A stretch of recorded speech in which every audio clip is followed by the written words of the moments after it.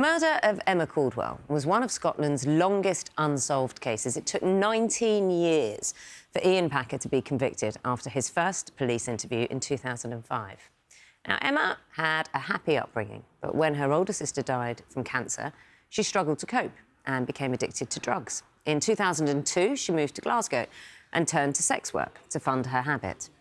3 years later, she went missing, and her family spent weeks searching for her in the city centre. Here is where she's seen on CCTV, until eventually her body was discovered in a remote woodland in South Lanarkshire. Now, as part of the investigation, Ian Packer was interviewed multiple times by police between 2005 and 2007, but the line of inquiry wasn't followed up.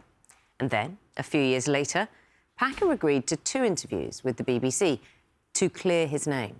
But in reality, those interviews encouraged more of his victims to come forward. He was arrested and charged with multiple offences, including Emma's murder. That was in 2022.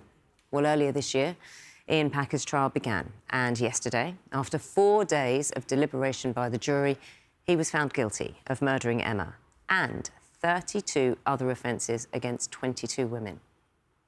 Emma's mother, Margaret, spoke of her relief to gain closure after all this time. When they found Emma's body and they came and told me that they had found her body, I took this huge breath in, and now I feel as if I can let it out. I can breathe again. She'll always be in our thoughts, she'll always be there. She'll always be my Emma. The work of BBC Scotland journalist Samantha was used during the trial to convict Packer. In this report, she explains how her investigation revealed his guilt. Did you kill Emma? No, I never. For Ian Packer, this was the beginning of the end. I need to get your consent for this interview on tape. An interview he'd agreed to, which he would live to regret. I don't believe you've been telling me the truth. The truth was that Ian Packer was one of the country's most prolific sexual predators, a violent rapist and a killer. Emma Caldwell's killer. Emma's murder remained unsolved for 14 years. It wasn't until Ian Packer agreed to being interviewed by the BBC, interviews which would later be used against him in court as evidence of his lies, that he was finally confronted.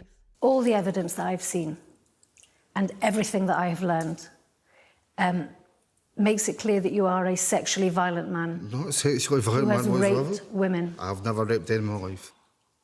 You told me you'd never been to the place where Emma's body was found. Absolutely. You've been there many times, according to all the evidence that I've seen. The first woman you took to those woods was Emma. No, it wasn't. These former police officers who worked on the murder inquiry have broken their silence. The evidence against Packer, they say, was there all along, yet senior officers repeatedly dismissed him as a suspect, instead wrongly pursuing 4 Turkish men for the murder. They couldn't lose face. If they were to turn around and say, we've made a mistake here, we've spent all this public money, their careers would have been finished and they knew that. So they bluffed it out. We found numerous statements were given to police during the inquiry of rapes, sexual assaults and violent domestic abuse, all committed by Packer. And he was identified as the man who'd raped Emma in the months before she went missing. This detective asked for Packer to be made a suspect. He was told no. There was identification there of more than one, not just him, the van, his behaviour. Several girls had picked him out of the photographs. He's admitting to more and more. So I phoned Wally Johnson, who was the senior investigating officer, and I said to him, I want to detain Ian Packer for the murder of Emma Caldwell. To which he replied, do not detain him. He is not our man. Release him. It wouldn't be the only time. This detective was told to bring Packer in for another statement. And I'm told at that point, but Davy, when you get Ian Packer and bring him in, it doesn't matter what he tells you. Doesn't matter what he tells you. He won't be an accused ever in this case. Who tells you this? The SIO, Willie Johnson. It's during that statement that Packer finally admits to having taken women to remote woods for sex. They were the same remote woods where Emma's body would later be found naked and strangled. Packer then admits to having taken Emma there too. I phone Willie Johnson, the boss, at home and give him the information that Ian Packer has had Emma Caldwell at the deposition site. He just relays what he told me previously. Davey, I told you at the start of the week he would never been accused. Willie Johnston retired as a detective superintendent in 2014. He declined to provide a statement to the BBC. We asked Police Scotland for a statement. They said this: Emma Caldwell, her family and many other victims were let down by policing in 2005. For that, we are sorry. A significant number of women and girls who showed remarkable courage to speak up at the time also did not get the justice and support they needed and deserved from Strathclyde Police. 3 years after this interview was broadcast, the police finally charged Ian Packer with the murder of Emma Caldwell.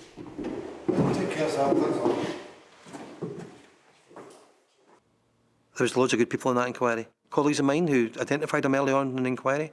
The mistakes were made elsewhere. Mistakes which meant a violent killer was free to carry on raping and attacking women for another 15 years until he was finally caught. Let's talk to Samantha Poling now. Samantha, morning to you. It's fascinating how this is unravelled. What was it like sitting opposite Ian Packer and interviewing him? I mean, when I first met Ian Packer, he contacted me out of the blue and said he wanted to clear his name. He'd been named in the press by the Sunday Mail a number of years earlier and felt that people were pointing the finger at him. He wanted his name cleared. So when I was meeting him, I genuinely thought for those first few months that he was just a victim of the most unfortunate set of coincidences. And so when he agrees to sit down for the first interview with me, I'm literally sitting there thinking, this is a shame. And I start to discuss. He tells me during that first interview, I'm not a violent man, I've never hurt a woman in my life, and I certainly didn't kill Emma Caldwell. And it's only when I start to investigate him that I come across the most overwhelming evidence that he was a violent sexual predator. He had raped multiple women, sexually assaulted numerous women, had a history of physical domestic violence, sexual domestic violence, and I believed had killed Emma Caldwell. So to suddenly realise this man that I had spent so much time with and had been meeting was actually the man that I was hunting was an incredible moment. What was that moment like when he realised you had all this irrefutable evidence? Yeah, so I had said to him at the end of the first interview, look, I'm going to go away and investigate everything you've told me, and I'm going to get you back for a second interview, and I'm going to put to you the evidence that I find. And he says, that's fine. And I say, and if I find evidence against you that leads me to point the finger at you, I will point the finger. And he says, no problem. So then when I get him back for that second interview, and I remember standing outside the building and saying, come on, let's go in. And he looks at me and he says, I'm so excited. I can't wait to hear what you found out. And he sits down, and my very first thing I say to him is, I don't believe you've been telling me the truth. I think you're a violent sexual predator who's raped multiple women, and basically I believe that you are responsible for the murder of Emma Caldwell. And you can see, and I think you could see his face in some of that interview, the colour goes and his breathing changes, and it's literally like the oxygen has been sucked out of the room. And I mean, I've never been in such a highly charged interview ever, and probably never will again. It wasn't a pleasant moment for him or actually for anybody who was in that room. Samantha, good morning to you. It's Charlie here. I wonder if you could just take us into the courtroom when you gave evidence and then when that guilty verdict came in. Tell us about that experience. Yeah, I mean, I had spent so much time with Ian Packer and sat down and done those interviews, and then to suddenly be told those interviews and the number of victims and women who'd come forward as a result of our journalism, that was going to be used as the Crown case against him, and I was required to give evidence, was a moment. But then to be told I was being held for the end of the Crown case because our evidence was key meant I missed out on practically the whole trial. So to walk in through that door and stand in the witness stand and face him was incredible. He hid his face for the first few moments and then ignored me for the next hour or so. And then when his defence stood up, that's when he looked at me, and that's the first time that we made eye contact. And I think had it not been for the bravery of the women who'd been giving evidence before me, you know, these are really vulnerable women with, you know, very difficult pasts that they had moved on from. And if they, you know, could have found the strength and the bravery to stand up and talk about the most horrific things that happened to them, then my job was really so much easier. But it wasn't something I enjoyed. But I think the magnitude of what I was there to do and to present the evidence that we had found, which then eventually helped lead to his conviction. And in fact, Lord Beckett said yesterday that our journalism had contributed to that conviction was incredible. And to see Margaret just sitting behind him when the verdicts come in. 36 charges, Charlie, 36 rapes, abduction, assault, sexual assault, and the final charge of murder. And I mean, you could hear a pin drop in that room, and to know that all of many victims were there. And I should say there were so many victims who've since died since 2005, 6 and 7 when they were giving statements to the police about being attacked by him, being raped by him being a violent client. They're identifying him in photo books, and they're just not believed.